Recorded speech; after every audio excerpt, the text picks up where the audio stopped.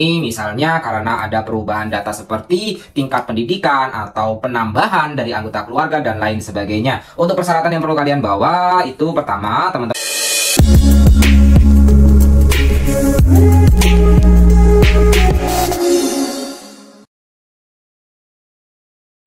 Halo teman-teman, menjadi bisa pada video kali ini teman-teman kita akan membagikan sekaligus menjelaskan terkait dengan cara atau syarat penerbitan kartu keluarga karena adanya perubahan data. Nah, karena ada perubahan data ini misalnya karena ada perubahan data seperti tingkat pendidikan atau penambahan dari anggota keluarga dan lain sebagainya. Untuk persyaratan yang perlu kalian bawa itu pertama, teman-teman harus memiliki kartu keluarga dan harus membawa kartu keluarga asli beserta fotokopinya. Jadi teman-teman wajib membawa kartu keluarga. Nah, kartu keluarga yang sekarang itu bentuknya seperti kertas HVS biasa teman-teman, namun ada tanda tangan atau barcode-nya. Nah, itu merupakan kartu keluarga yang bentuknya sekarang. Terus syarat yang kedua, fotokopi surat keterangan bukti perubahan peristiwa kependudukan.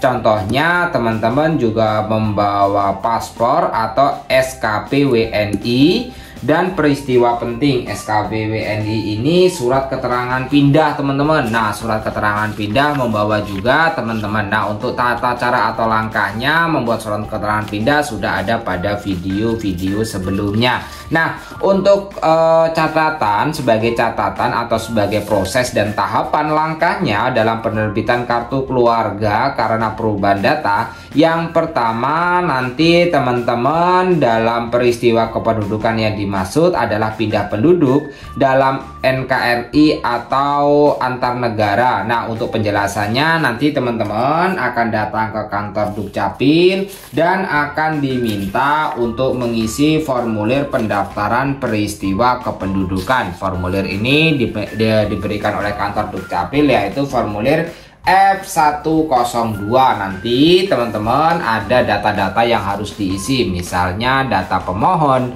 nama lengkap, nomor induk kependudukan, nomor kartu keluarga. Terus di sini ada jenis permohonan yang akan dibuat ya, misalnya karena perubahan data pada KK, teman-teman tinggal conteng atau tinggal teman-teman bulatkan aja kok terkait dengan kebutuhan ya. Nah, ini ada beberapa kebutuhan. Jadi ini formulir yang paling sering dipergunakan terkait dengan pendaftaran peristiwa kependudukan teman-teman. Nah, untuk teman-teman nanti juga wajib melampirkan KK lama ya, melampirkan KK lama setelah mengisi formulir F102 ini. Nanti teman-teman juga diharuskan untuk mengisi formulir F106 karena kalau misalnya ada perubahan data kependudukan. Jadi untuk formulir F106 itu bentuknya seperti ini. Ini ada nama lengkap, nik, nomor KK, alamat rumah, terus namanya apa yang ingin dirubah, HDK-nya sebagai suami, istri, kepala keluarga, anak gitu ya. Itu nanti teman-teman sesuaikan. Nanti keterangannya di sini ada. Nah, untuk pendidikan dan pekerjaan misalnya pengen berubah. Kalau awalnya pendidikan terakhirnya SD menjadi SMP gitu ya, dasar perubahannya bawa ijazah gitu. Nah, terus dalam pekerjaan semula adalah mahasiswa, terus sekarang sudah menjadi pegawai negeri sipil atau bekerja wira swasta. Itu teman-teman juga bisa merubahnya. Jadi teman-teman wajib untuk nantinya dalam perubahan elemen untuk membuat KK baru mengisi formulir F106 ini teman-teman. Nah, ini terkait pokoknya intinya adalah surat pernyataan elemen data kependudukan. Nanti teman-teman bisa juga untuk proses dan tahapannya simak pada video-video selain ini gitu. Nah, tapi tetap di channel ini sudah dibahasnya ya teman-teman ya. Nah, nanti teman-teman melampirkan fotokopi bukti peristiwa kependudukan dan peristiwa penting ya. Contohnya melampirkan fotokopi ijazah kalau ingin merubah terkait dengan ini teman-teman, terkait dengan pendidikan terakhir. Kalau misalnya pekerjaan membawa SK gitu ya. Terus agama, kalau pengen merubah elemen tentang agama, karena di KK itu ada bagian agama gitu ya. Misalnya dasar perubahannya apa, teman-teman wajib untuk melampirkan ya. Nah, nanti selain itu teman-teman juga melampirkan surat pernyataan pengasuhan dari orang tua jika pindah KK, dan surat pernyataan bersedia menampung dari kepala keluarga yang ditampung khusus pindah datang bagi penduduk yang berusia 17 tahun. Itu merupakan langkah-langkahnya. Nah, kalau misalnya penerbitan kartu keluarga karena perubahan data, persyaratannya juga cukup simpel. Pertama, teman-teman surat keterangan hilang. Nah, ini surat keterangan hilang karena ada teman-teman pengen buat tapi kakaknya itu hilang. Itu teman-teman harus membuat surat keterangan hilang dari kepolisian, atau kakak yang rusak bawa juga pasti perlu untuk dibawa teman-teman. Sebenarnya kalau hal-hal seperti ini, kartu keluarga teman-teman bisa atasi dengan melihat IKD, Identitas Kependudukan Digital. Di situ ada kakak kita yang bisa di-download gitu teman-teman.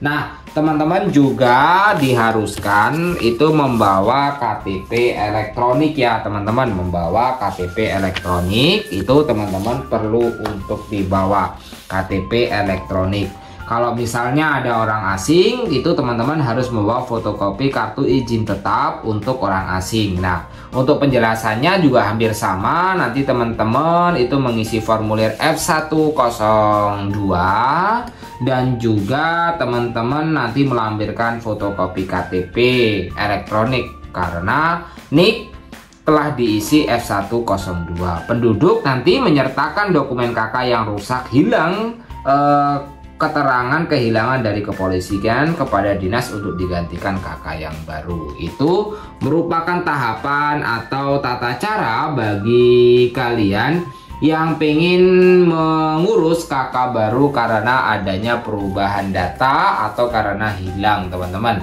Mungkin itu video yang bisa kita bagikan terkait dengan syarat dan langkah. Ini tidak perlu teman-teman meminta rekomendasi dari RT atau RW, langsung aja teman-teman bisa datang langsung ke kantor Dukcapil di mana ada pelayanan kependudukan. Biasanya yang pasti ada itu di kabupaten kota, ada juga sebagian besar tuh di kecamatan, itu juga ada proses pelayanannya. Intinya cukup simpel. Untuk proses pengurusannya sehari itu bisa jadi teman-teman. Sehari itu bisa jadi ya, cukup cepat asalkan syarat-syaratnya sudah terpenuhi semuanya, sehari cukup jadi. Kalau misalnya ada persyaratan harus daftar online, teman-teman juga harus mendaftarkan secara online. Karena kalau mendaftar secara online nantinya teman-teman itu tidak perlu mengantri. Nah, itu merupakan langkah atau tahapan bagi kalian yang ingin menerbitkan kartu keluarga karena ada perubahan data. Semoga video yang bisa dibagikan oleh channel Menjadi Bisa bermanfaat untuk kalian dalam pengurusan administrasi kependudukan. Terima kasih teman-teman telah menonton. Jangan lupa like, share, dan komen ya. Bye-bye teman-teman.